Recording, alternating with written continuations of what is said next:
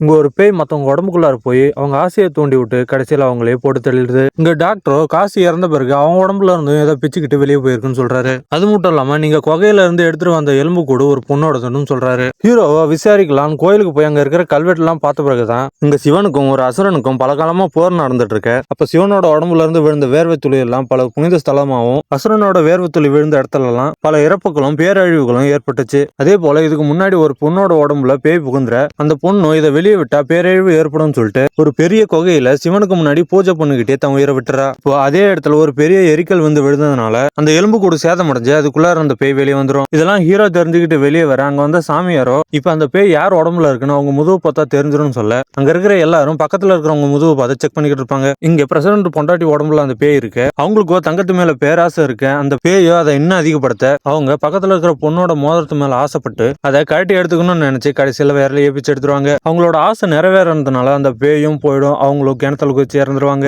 இதெல்லாம் வந்து பார்த்தா ஊர் ஜனங்களும் ரொம்ப அதிர்ச்சி ஆயிடுவாங்க.